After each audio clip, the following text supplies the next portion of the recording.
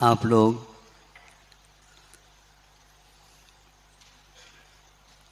जिस प्रकार फोटो को चाहते हो, अपने ही फोटो की इतनी कॉपी होती है पता नहीं है, संख्या नहीं। रील भरने के बाद में बटन दबाते ही रहते।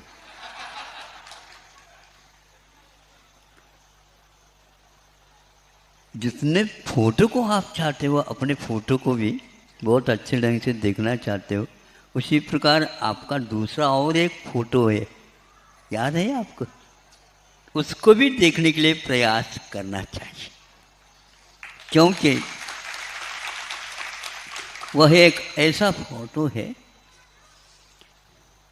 हमेशा हमेशा के लिए आपको इन सब फोटो से दूर रखती थी। ये फोटो देते हैं तो केवल ऊपर ऊपर का है। बचपन में मान लो फोटो लिया, युवावस्था में फोटो ले लिया, प्रौढ़ावस्था में फोटो ले लिया, वृद्धावस्था में फोटो ले लिया, जाने की तैयारी हो गई उस समय में भी फोटो हो गया। अब इन सब में आप तुलना करो, आप परिवर्तित होते गए हैं। पहले की अपेक्षा दूसरे वोट अच्छा भला लगेगा, लेकिन जैसे जैसे आपका ढलान होगा वैसे वैसे भैया अब तो ये अच्छा नहीं लगता, दूसरा नया मिल जाए तो अच्छा है। इसलिए भगवान को कई लोग याद करते हैं, क्योंकि भगवान जहाँ भेजेंगे वहीं पर हमें ये फोटो मिलने वाला है।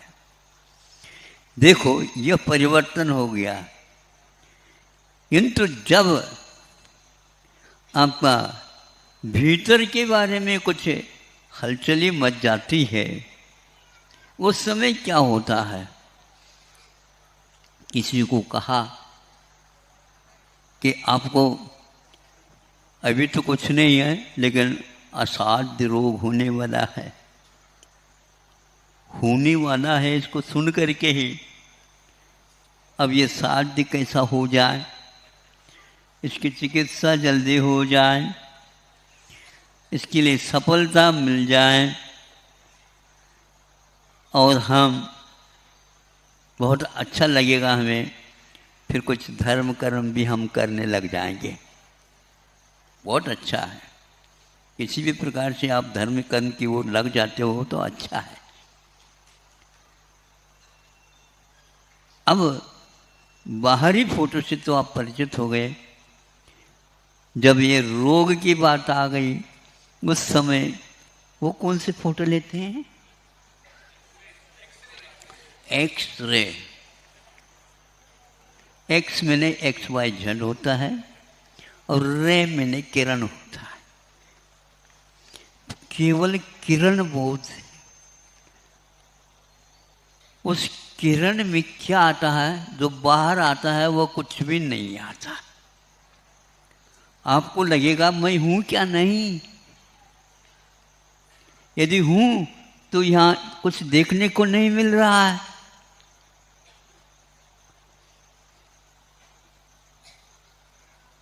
क्या है वो?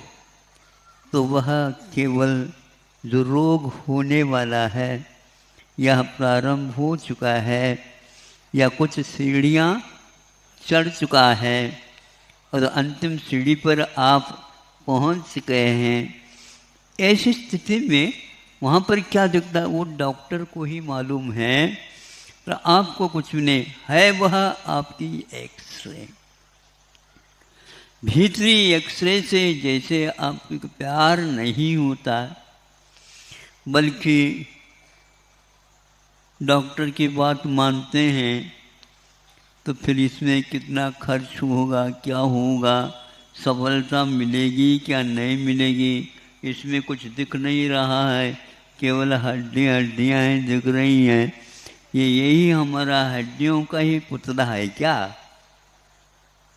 और यदि हमारा होता तो ये सभी लोग मिल करके इसको जलाते क्यों हैं? और यहाँ तक कि सब कार्यों के लिए मुहूर्त निकालते हैं। सब कार्यों के लिए मुहूर्त निकालते हैं, लेकिन घर से बाहर निकालने में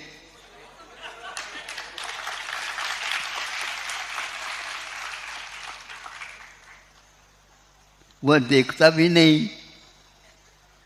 उसको बांध दिया गया है कफन से, और यदि बहुत बड़े सेठ हैं तो उसके लिए अंतिम यात्रा जाइए। आपका अस्तित्व क्या है? किसमें खुश हो रहे हो? किसमें प्रसन्नता? ये किसकी प्रसन्नता है? प्रसन्नता में यह बाहर का खिला हुआ मिलता है, अब प्रसन्नता में यह मुरझा जाता है। और यदि बहुत ही दुख की बात होती है तो वह चिंता में डूब जाता है।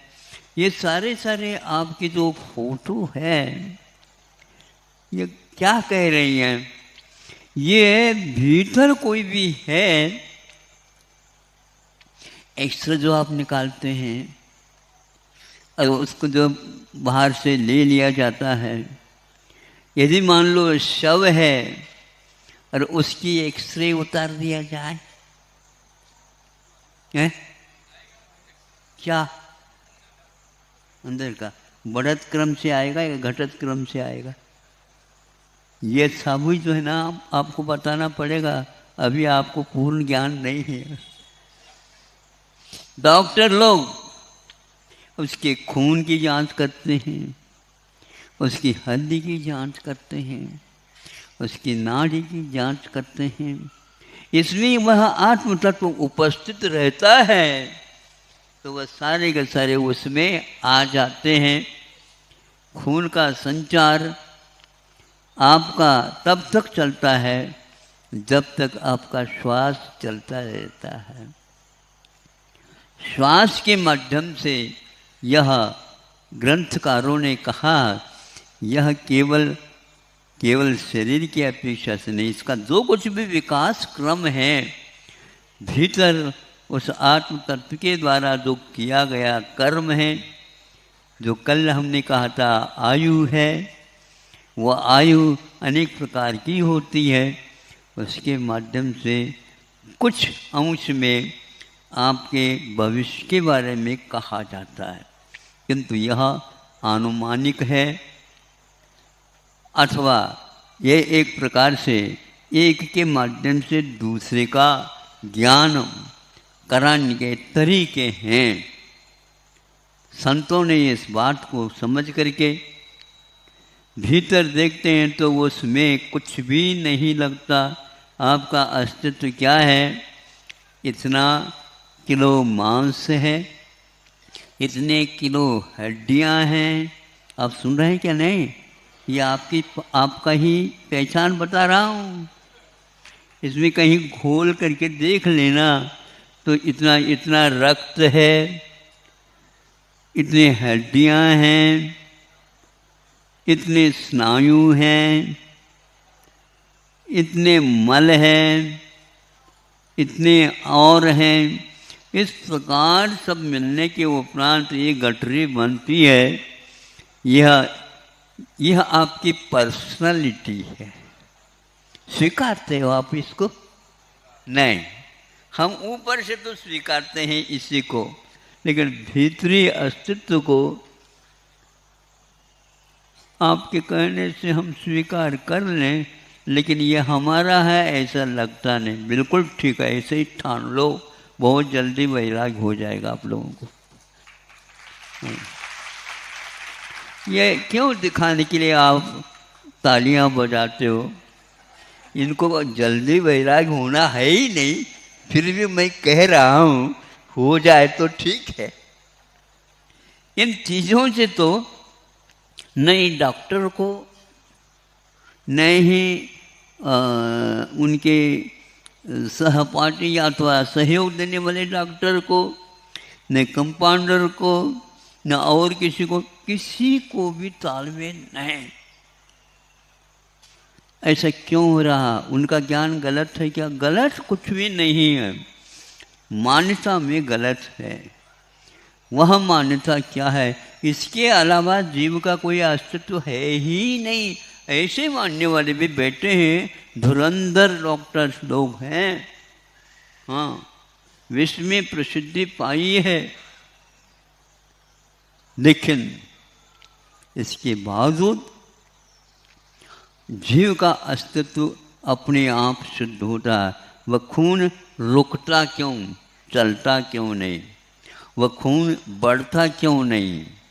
वह खून पानी क्यों होता? वे इसके उपरांत रंग क्यों बदलता उसका? और जब श्वास चलता रहता है उसमें क्या होता है? इन सब का अध्ययन होने के उपरांत भी आस्था के बिना हम उस अमूर्त या भीतर घटने वाली जो घटना है उससे परिचित नहीं हो सकते। जैसे जैसे यह विश्वास बढ़ता है, एक तरफ संसार हो और एक तरफ आप हो, फिर भी आपको संसार की बात समझ में नहीं आती, क्योंकि यह पुनरावृत्ति के साथ हो रही है। यह यहीं का यहीं तब बड़ा रहता है और इसको जलाया जाता है। तीसरे दिन राख बच गई हो तो उसको इकट्ठा कर लिया जाता है, वहीं पर क्षिप्रा नदी में बना दिया जाता है या और कोई भी नदी में कर दिया जाता है। आजकल का तो 13वीं भी और 14वीं भी सब एक ही दिन हो जाता है। और ऐसी जल्दी जल्दी ऐसे साधन सामग्री है जिसके द्वारा आपका कुछ राख भी बच नहीं सकता। एक सेकंड में बिजली का खपत बहुत हो रही है, उसकी बड़ी आवश्यकता है। लेकिन वह राख किसकी बनी है हमें बताओ? आत्मा की नहीं। वह चला गया,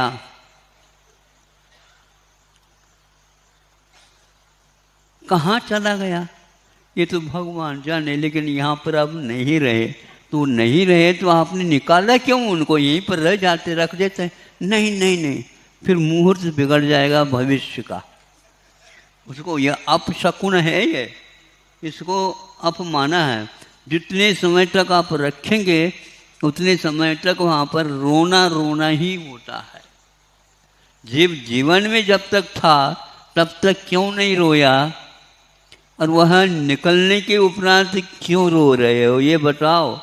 निकल गया, अपना छोड़ गया और अपना परिचय वो छोड़ गया, और बहुत दिन के बाद में भी वह लौट करके नहीं आता है।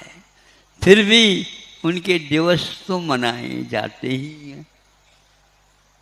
श्राद्ध जिसको बोलते हैं, श्राद्ध, श्राद्ध यह शब्द संस्कृत शब्द है। श्रद्धायाम इति श्राद्धम, श्रद्धा में जो होता है उसका नाम श्राद्ध होता है, श्रद्धा का विषय है। तो यह जो डिटेल, यह जो विस्तार के साथ इसका जानकारी हमें मिल जाती है, निश्चित है कुछ लोगों को यह रहस्य बहुत ही महत्वपूर्ण लगता है। इसकी खोज कर लेना चाहिए। इसकी खोज तो अपने आप ही मालूम पड़ जाता जब वह यहाँ से चला जाता है। ये चला जाने का क्रम, किंतु आने का क्रम ये बहुत महत्वपूर्ण है। उसको आयु कर्म बोलते हैं या गतिनाम कर्म बोलते हैं, जो कल आपके सामने विषय रखा था। इसलिए आज डॉक्टरों को भी इतना अध्ययन करने के उपरांत वैराग्य नाम नहीं आता। फिर भी उसकी चिकित्सा करते समय कई बार सोचते होंगे इससे मिलने वाला क्या है। सही बताओ, होता है कि नहीं? महाराज ये तो आवश्यक है, इसी के माध्यम से हम दूसरे को अभी और करेंगे, शल्य चिकित्सा होगी आदि आदि। इसके बिना बात बनती नहीं बनती बिल्कुल। लेकिन मन में कम से कम उदासी तो आना चाहिए। एक बिल्कुल हट्टा कट्टा व्यक्ति आपके पास आया और यहीं से देखते देखते वह चला गया, घर तक भी नहीं ले गए, सीधे स्मशान को ही रास्ता दिखाया। क्योंकि यह रोना धोना इत्यादि करना एक बहुत तूफान जैसा आ जाता है। कई लोगों की भोजन छूट जाता है, खाया नहीं जाता, पिया नहीं जाता, कोई भी नया और जो अच्छे लगते थे वो आज अच्छा क्यों नहीं लगता है। जिसको अच्छा लगता था या बुरा लगता था वो व्यक्ति ही यहाँ से चला गया। किसने भेजा? कोई जबरदस्ती नहीं भेज सकता। ये सब अध्ययन करना चाहेंगे आप, कुछ जीवन का हिस्सा निकाल करके, बहुत अच्छा होगा। किसके ऊपर? हमारे ऊपर नहीं, अब स्वयं के ऊपर बहुत अच्छा होगा। अब दूसरे के ऊपर कृपा करते हो तो स्वयं के ऊपर भी कृपा मेहरबानी मत करो, किंतु वह हाँ मैं हूँ और मैं यदि हूँ तो यह है, तुम हो तो हम हैं, आप तुम नहीं हो तो फिर देख लो क्या। पत्र किसको लिख रहे हो? तुमको? उनको? हमको उनका आया है तो हम नहीं आए तो हमको पत्र नहीं आ सकता। वो तुम यदि नहीं आए तो हम पत्र ले नहीं लिख सकते। वह पोस्टमैन कहाँ से लाता है तो कहाँ ले जाता, यह उसी को मालूम है। आप लोगों को भी मालूम कर लेना चाहिए ये क्यों आया। कई बार कई लोग उसको उपेक्षा कर देते हैं, कई लोग रोने में लग जाते हैं, लेकिन ये क्यों हुआ नहीं चाहते हुए भी तो आचार्य कहते हैं यही पागलपन है। उसको आप है के रूप में स्वीकार करो। मिटा क्या मिटा है? तो मैं नहीं मिटा, मैं फिर भी रहता हूँ। कई बार इस रहस्य को दिखाने के लिए ये किया जाता है, देखो देवगति में जा करके वहाँ से कुछ न कुछ संबंध जोड़ते हो तो यहाँ पर अभी अर्थी उठाई भी नहीं गई वह, और वह वहाँ से देख रहा है किसकी है अर्थी। आप लोग तो ये उनकी है, वो चला गया, हमको छोड़ करके चला गया, ये कह रहे हैं कि वो चला नहीं गया, यहाँ नीचे का दृश्य भी देख रहा है। ये केवल भारत में ही मात्र प्रशिक्षण यह दिया जाता है, विदेश में केवल स्वर्ग तक ही है, किंतु आने जाने के बारे में कोई भी विस्तार नहीं मिलता। कह करके सुना दो तो भी विश्वास उनका जमता नहीं। स्वर्गीय सुख ही अंतिम सुख है ऐसा मान करके चलते हैं और ऐसे ही लेख उपलब्ध होते हैं। देश विदेशों में महाकाव्य की यात्रा आज भी चल रही है।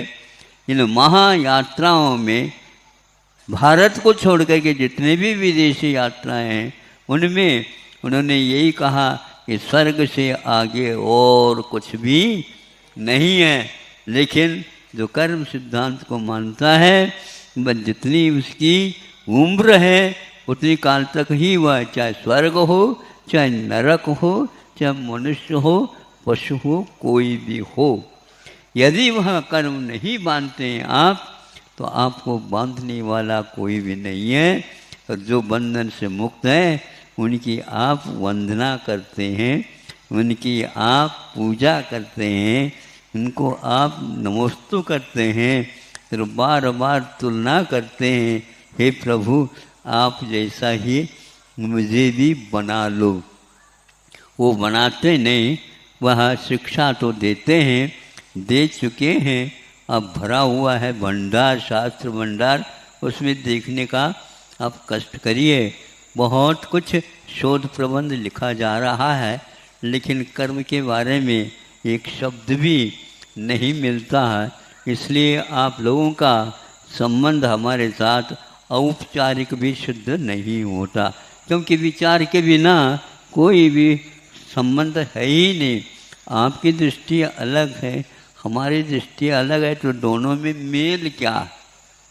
आप मेरे लिए कुछ नहीं और मैं आपके लिए कुछ नहीं, यदि है तो वह संबंध पूर्वक ही होना चाहिए।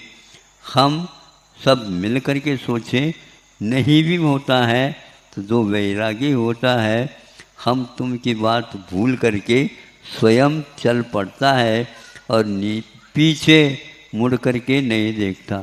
भगवान को आपने पीछे मुड़ करके देखा हुआ देखा है? सही बोलो, नहीं देखा? अच्छा, किंतु भगवान तो सबको देख रहे हैं। फिर भी आप तो जानते हैं भगवान तो सब देखते हैं, जानते हैं, सब कुछ होता है, लेकिन हमारी ही आदत में वह कुछ महत्वपूर्ण नहीं जचता है, क्योंकि हम बहुमत को ही पसंद करते हैं। लेकिन ध्यान रखो, यहाँ किसी भी कम नहीं है, वहाँ पर भी बहुमत हो रहा है, होता जा रहा है, किंतु मिटता नहीं है। आप लोगों के बहुमत बहुत जल्दी समाप्त भी हो जाता है। एक ही बार में मान लो कोई मक्खी बन जाए, जन्म लेकर के उड़ जाए, खाली खाली रहेगी। उनका ऐसा है ही नहीं। इसलिए कैमरे के माध्यम से, एक्सरे के माध्यम से, डीप एक्सरे में के माध्यम से, और भी कोई एक्सरे आ गई है, सोनोग्राफी आ जाती है, अच्छा MRI आ गई है, सिटी स्कैन है। हाँ सुनते हो, एक ही बात बना करके हम बता देते हैं। सिटी स्कैन क्या है? एक्सरे के माध्यम से शरीर के ऊपर जो प्रभाव पड़ता है, रे वो पहुँचते है, वहाँ जलाती है, किसे जलाती है, उसका प्रभाव जितना पड़ता है सिटी स्कैन के माध्यम से उसको निकालने के बाद रिपोर्ट वहीं पर रखा गया है। जो और सिटी स्कैन निकालो, फिर बाद में सब मालूम पड़ जाएगा, तो निकाला गया। तो कहा गया है जो प्रभाव एक्सरे का पड़ा आपके शरीर के ऊपर, आपके पेट के ऊपर आदि आदि, तो सिटी स्कैन लेते हैं तो 1000 गुना सिटी स्कैन का प्रभाव आपके शरीर के ऊपर पड़ा है। इसलिए बार बार सिटी स्कैन करने के मूड में मत हो, नहीं तो मुल्क बहुत गुना। ऐसे ही आगे और यंत्र आ रहे हैं, आने की संभावना है, क्योंकि जो आ रहे हैं, आ गए हैं, वो सब कम शक्ति वाले रह गए, सिद्ध हो गए। आगे का और कदम देखो तो आगे क्या होने वाला है ये कुछ भी नहीं कहा जा सकता। ये सब बाहरी वृत्तांत आपके सामने रखा, किंतु इन सब चपेटों से दूर कोई भी प्रभाव यंत्र का आत्मा के ऊपर नहीं पड़ता। इसका विश्वास करना चाहो तो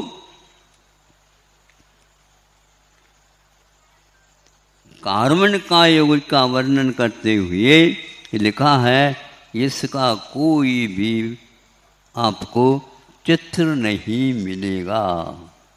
इसको कार्बन का योग बोलते हैं। उसी के माध्यम से ये संसार का संचालन हो रहा है। दिव्य ज्ञान के माध्यम से जान करके हम लोगों के सामने रखा है। जिसको इसके ऊपर आस्था होती है वही इसके बारे में बार बार सोचता है और आगे कदम रखता जाता है। अहिंसा परमो धर्म।